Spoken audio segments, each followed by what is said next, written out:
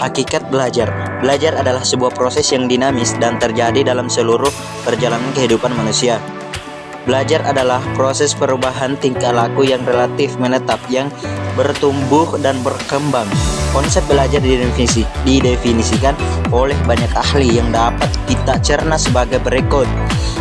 Yang pertama, W.H. Burton. Belajar adalah sebuah perubahan tingkah laku pada diri individu dan merupakan interaksi antara individu dengan individu lainnya dan lingkungannya. Kedua, Ernest Hildgard. Belajar adalah sebuah proses perubahan kegiatan dan merupakan reaksi yang ditampilkan terhadap lingkungan. Ketiga, H.C. Witherington. Belajar adalah suatu perubahan di dalam kepribadian yang menyatakan diri sebagai suatu pola baru dan reaksi berupa percakapan, sikap, kebiasaan, kepribadian, atau suatu pengertian. Jenis-jenis pola belajar.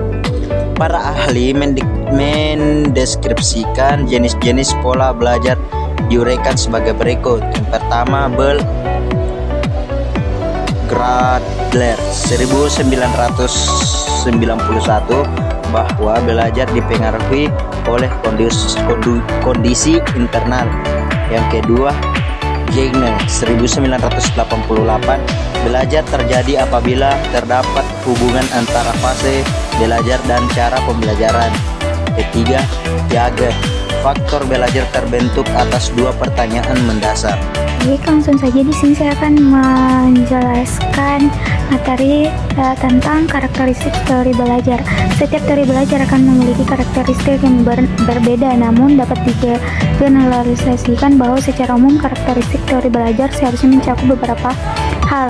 Yang pertama itu hukum kesamaan, yang kedua melakukan banyak latihan, yang ketiga adanya pemahaman belajar aktif, yang keempat timbulnya dan individu, yang kelima latihan. Nah, langsung saja di sini saya akan bahas tahapan belajar dalam pengembangan anak usia sekolah dasar. Dalam perkembangan anak usia sekolah dasar terdapat beberapa tahapan belajar yang dialami. Yang pertama yaitu sensorik motorik. Pada masa ini anak mengenal lingkungan dengan kemampuan sensorik, yaitu dengan penglihatan, penciuman, pendengaran, perabaan, dan gerakan. Yang kedua, profesional. 2-7 tahun. Pada masa ini anak mengandalkan diri pada persepsi tentang realitas. Ia telah mampu menggunakan simbol, bahasa, konsep sederhana, berpartisipasi, membuat gambar, dan menggolok-golokkannya. Yang ketiga yaitu operasional konkret. 7-11 tahun. Pada masa ini anak mengembangkan pikiran logis, penalaran logis. Yang keempat, operasional formal. 11 tahun ke atas. Pada masa ini anak telah berpikir abstrak, operasional konkret, ke operasional kompleks. Melalui proses tingkatan berpikir, anak dilatih untuk memiliki 3 bentuk pengetahuan sebagai berikut. Yang pertama yaitu pengetahuan fisik, kedua pengetahuan logika matematik, yang ketiga pengetahuan sosial fakta bahwa pengetahuan itu dapat diberikan. Baik, di sini saya akan menjelaskan tentang teori belajar.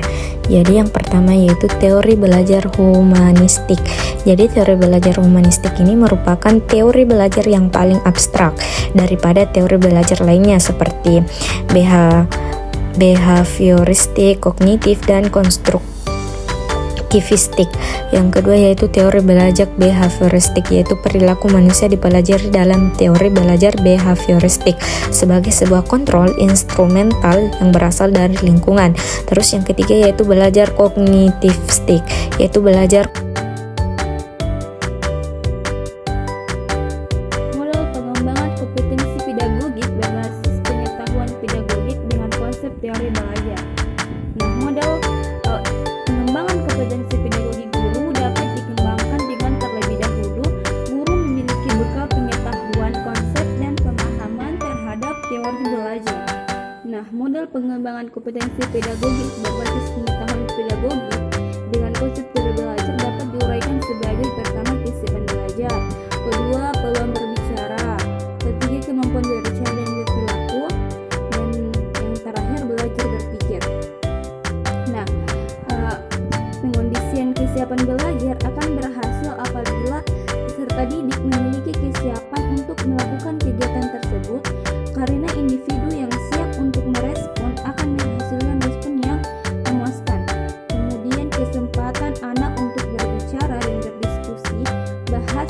cara berpikir anak sama dengan orang dewasa. Oleh karena itu, guru mengajar dengan menggunakan bahasa yang sesuai dengan cara berpikir anak. Nah, berikutnya kesempatan anak untuk mengonstruksi pengetahuan.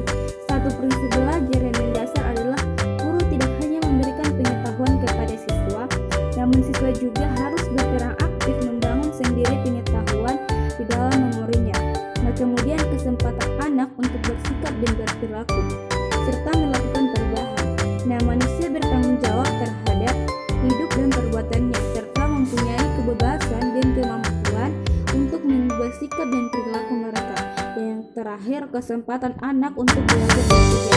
Self-talk dan empatik anak usia sekolah dasar akan memimpin diri mereka sendiri melalui self-talk atau melalui ini anak-anak membuat tingkah laku berdasarkan pengalaman mereka.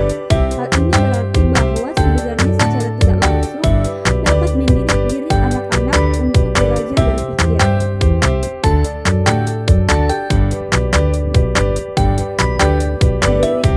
konsep kemampuan reflektif. Nah, kemampuan adalah kesamaan yang berhubungan dengan kemampuan intelektual dan terwujud sebagai aktivitas mental berpikir, menalar, memecahkan masalah, hingga kemampuan reflektif. Reflektif adalah tindakan merenungkan dan belajar dari pengalaman. Terdapat keterhubungan dari kemampuan reflektif terhadap profesionalitas. Kemampuan reflektif akan menumbuhkan sebuah sikap moral. Nah, reflektif juga adalah sebuah kemampuan berpikir. John Dewey menyebutnya sebagai berpikir reflektif atau reflective thinking. Cara berpikir reflektif ini digunakan John Dewey dalam penelitian guna pemecahan masalah. Dewey berpendapat bahwa pendidikan merupakan sebuah proses sosial yang memfasilitasi anak-anak ataupun anggota masyarakat yang belum dewasa bergaul dalam proses agar memiliki kesempatan untuk melakukan pengembangan pribadi dan kemampuan sosialnya melalui keikutsertaan dalam pengalaman belajar dan pemecahan masalah. Baik, di sini saya akan membahas mengenai tujuan, manfaat, dan teknik reflektif dalam proses pembelajaran. Nah, yang pertama, saya akan membahas mengenai tujuannya. Tujuan reflektif terdiri dari yang pertama, pemetaan minat belajar, yang kedua, pemetaan tingkat keberhasilan sebuah program pembelajaran atau strategi, model, metode, dan teknik pembelajaran. Kemudian yang ketiga, identifikasi kekuatan dan kelemahan manajemen pembelajaran atau kelas dan keterampilan mengajar. Kemudian yang keempat atau yang terakhir, mengidentifikasikan kebutuhan dan kesesuaian pola pembelajaran dengan target dan kebutuhan anak didik. Nah, kemudian manfaat reflektif terdiri dari dua, yaitu reflektif bagi guru dan siswa merupakan sebuah ruang untuk melakukan introspeksi dan sekaligus evaluasi diri, merenungkan jauh ke dalam kegiatan yang telah dilakukan, apa manfaatnya, apa kekuatan, apa kekurangan, dan bagaimana agar ke depan menjadi lebih baik lagi. Nah, adapun teknik yang dilakukan untuk memfasilitasi kegiatan reflektif, yang pertama, reflektif melalui person, yaitu dapat dilakukan melalui dialog antara guru dengan guru dengan siswa, dan siswa dengan siswa ataupun dengan orang tua atau mitra.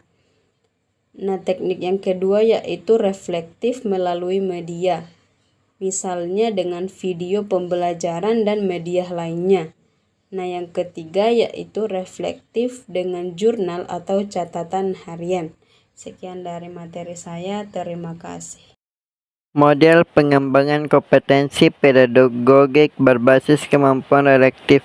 Pengembangan potensi pedagogik guru dapat dikembangkan dengan pengembangan kemampuan reflektif. Analisis konstruk yang berkaitan dengan kemampuan reflektif adalah sebagai sebuah kemampuan atau kesanggupan yang berhubungan dengan kemampuan intelektual dan terwujud sebagai aktivitas mental berpikir, menalar, memecahkan masalah, hingga kemampuan rekreatif pembiasaan.